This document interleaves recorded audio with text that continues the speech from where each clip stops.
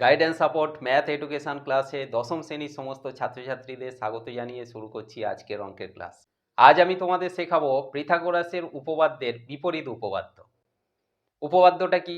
যে কোনো ত্রিভুজের একটি বাহুর ওপর অঙ্কিত বর্গক্ষেত্রের ক্ষেত্রফল ত্রিভুজটির অপর দুই বাহুর ওপর অঙ্কিত বর্গক্ষেত্রদ্বয়ের ক্ষেত্রফলের সমষ্টির সমান হলে প্রথম বাহুর বিপরীত কোণটি সমকোণ। এইটা আমাদের প্রমাণ করে দেখাতে হবে। খুব সহজ সরল পদ্ধতিতে প্রমাণ করে তোমাদের দেখাচ্ছি, তোমরা ভালো করে অঙ্কটা বুঝে নাও। এবং এই অঙ্কটা আজকে যারা ক্লাস 10-এ পড়ছো তাদের জন্য ভীষণ ভীষণ ইম্পর্টেন্ট, সুতরাং অঙ্কটা ভালো করে বুঝে নাও। এখানে দেখো যে উপপাদ্যটা কি বলতে চাইছে, যে কোনো একটা ত্রিভুজ, এই ত্রিভুজের মনে করো এই একটা বাহু, এই বাহুটার ওপর অঙ্কিত বর্গক্ষেত্র, মানে বর্গক্ষেত্র যদি অঙ্কন করা যায়, সেই বর্গক্ষেত্রটার ক্ষেত্রফল যা হবে, এখানে অপর দুটো বাহু, এই যে এসি আর বিসি বাহু, এর ওপর অঙ্কিত বর্গক্ষেত্র আর এই বিসির ওপর অঙ্কিত বর্গক্ষেত্রের যে ক্ষেত্রফলের সমষ্টি, মানে দুটো বর্গক্ষেত্রের ক্ষেত্রফল যোগ করলে যা হবে তার সমান হবে এই বর্গক্ষেত্রটার ক্ষেত্রফল। এখন এটা যদি হয়ে থাকে তাহলে আমাদের প্রথম বাহু বলতে এই যে বর্গক্ষেত্রের এই বাহুটা, এবি বাহুটা, এই বাহুর বিপরীত কোণ, মানে এই যে সি কোণ, মানে এ সি বি কোণ বা বি সি এ কোণ, এই কোণটা হচ্ছে সমকোণ, মানে 90 ডিগ্রি। এইটা আমাদের প্রমাণ করে দেখাতে হবে। তাহলে আমাদের প্রথমেই লিখতে হবে প্রদত্ত মানে আমাদের যে কন্ডিশন দেওয়া আছে বা যেটা আমাদের উপপাদ্যে বলা আছে। কি বলা আছে? এ বি সি এই ত্রিভুজের এবি বাহুর উপর অঙ্কিত বর্গক্ষেত্রের ক্ষেত্রফল এসি এবং বিসি বাহুর উপর অঙ্কিত বর্গক্ষেত্রের ক্ষেত্রফল দ্বয়ের সমষ্টির সমান। এই কথাটা আমরা প্রদত্ত বলে লিখব। লিখব অর্থাৎ বর্গক্ষেত্রের ক্ষেত্রফলের সূত্র কি?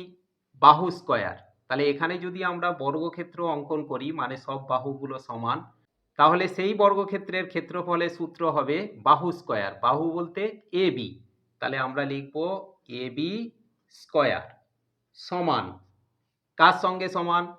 না, এসি বাহুর উপর অঙ্কিত বর্গক্ষেত্র, তাহলে এর ক্ষেত্রফল কি হবে? এসি স্কয়ার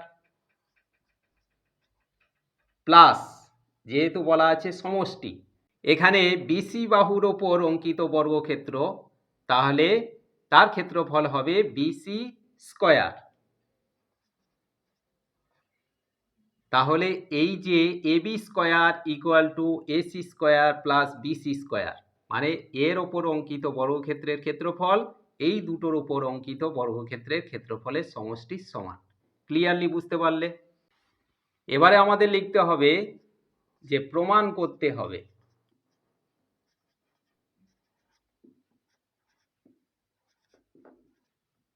কি প্রমাণ করতে হবে? বলা আছে যে এই প্রথম বাহুটার সামনের কোণটাই সমকোণ, মানে এ সি বি কোণ বা বি সি এ কোণ, যা খুশি লেখা যায়। এ সি বি কোণ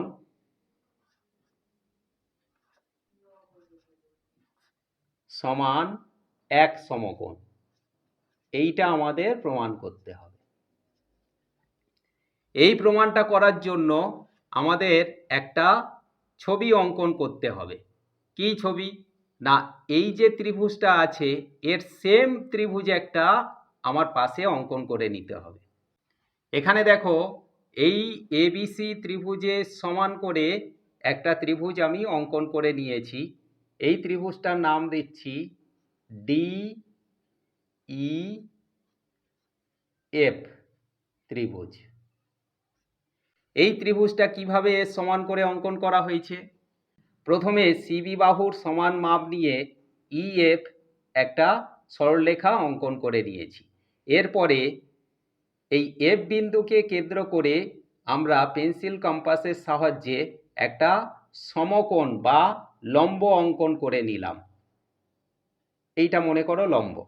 সেই লম্ব থেকে আমরা এসি বাহুর মাপ নিয়ে এখান থেকে কেটে নিয়েছি, নাম দিয়েছি ডি।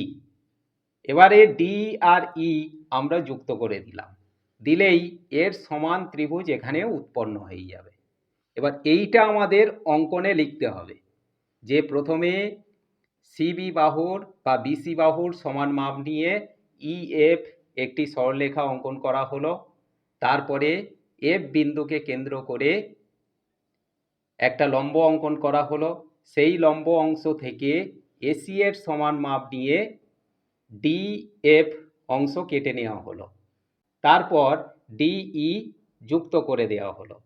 ফলে এবিসি ত্রিভুজের সমান ত্রিভুজ ডিইএফ উৎপন্ন হলো। এইটা আমাদের অঙ্কনে লিখতে হবে। তাহলে এখানে আমাদের কন্ডিশন কি দাঁড়ালো, যে এখানে আমরা কিন্তু লম্ব অঙ্কন করেছি। লম্ব মানে এই যে কোণটা উৎপন্ন হয়েছে এটা একটা সমকোণ বা 90 ডিগ্রি। ক্লিয়ারলি বুঝতে পারলে? এখন আমাদের প্রমাণ করতে হবে। কি প্রমাণ করতে বলা ছিল, যে এসিবি এই কোণটা একটা সমকোণ বা 90 ডিগ্রি, এইটা আমাদের প্রমাণ করে দেখাতে বলা হয়েছে। তাহলে আমরা লিখব প্রমাণ, মানে প্রমাণ করা হচ্ছে। প্রমাণের প্রথমে আমরা লিখব A B square equal to AC square plus BC square. A B square is equal to AC square plus BC square. এটা আমাদের প্রদত্ত, মানে দেওয়া আছে। এবার আমরা লিখতে পারি এ বি স্কোয়ার সমান E F square plus D F square. কারণটা কি? কারণটা বলা হয়েছে এসি, এই যে এসি, এসি মানে আমরা এসির মাপ নিয়ে ডি এফ অংশ কেটে নিয়েছি। তাহলে এই যে এসি সমান ডিএফ আর বিসি সমান ইএফ, যেহেতু এস সমান করে আমরা এটা কেটে নিয়েছি, সেই জন্য আমরা এসি এবং বিসির পরিবর্তে লিখেছি ডিএফ এবং ইএফ। ক্লিয়ারলি বুঝতে পারলে? এবার এইটা সমান আমরা লিখতে পারি ডিই স্কোয়ার। কেন না, যদি আমাদের এবি স্কোয়ার সমান AC square plus BC square হতে পারে, তাহলে ডিই স্কোয়ার সমান ডিএফ স্কোয়ার এবং ইএফ এর স্কোয়ার হতে পারে। ক্লিয়ারলি বুঝতে পারলে? এখানে ডিই স্কোয়ারটা কেন হয়েছে না, এইটা সমকোণ হওয়ার জন্য। তাহলে আমরা লিখব ডিএফই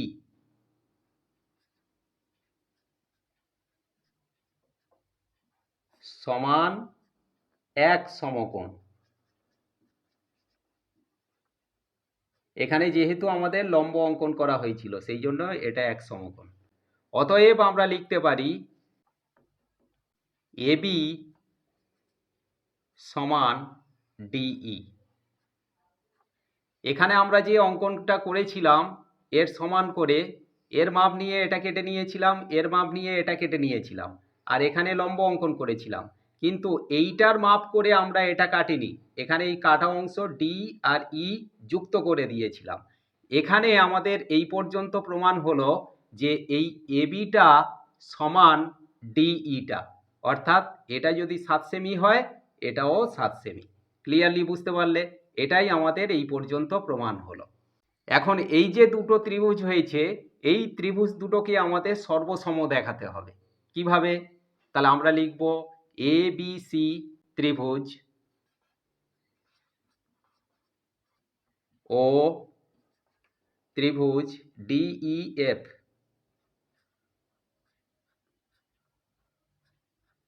এর, মানে এই ত্রিভুজ দুটোর কি কি কন্ডিশন আছে? এসি সমান ডিই,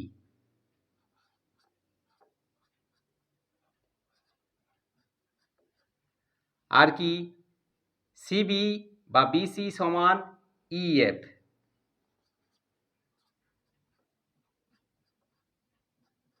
আর কি কন্ডিশন এবি সমান ডিই, এই যে এখানে আমাদের প্রমাণ করে বের হয়েছে।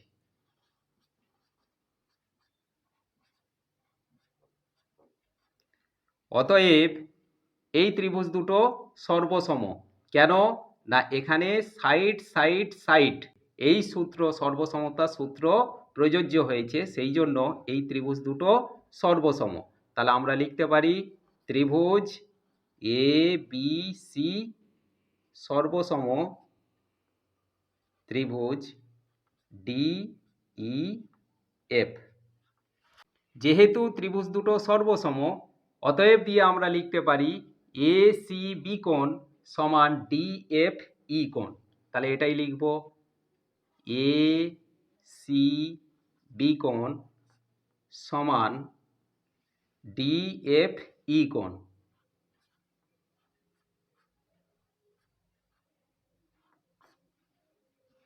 অর্থাৎ এই ত্রিভুজের এই কোণটা সমান এই ত্রিভুজের এই কোণটা, এই কোণ দুটো সমান। যেহেতু লম্ব অঙ্কন করা হয়েছে তাহলে সেই জন্য এই কোণটা সমকোণ, তাহলে এটা সমান এক সমকোণ। তাহলে এটা সমান যদি এটা হয় এবং এটা সমান যদি এক সমকোণ হয়, অতএব আমরা লিখতে পারি এ সি বি কোণ সমান এক সমকোণ।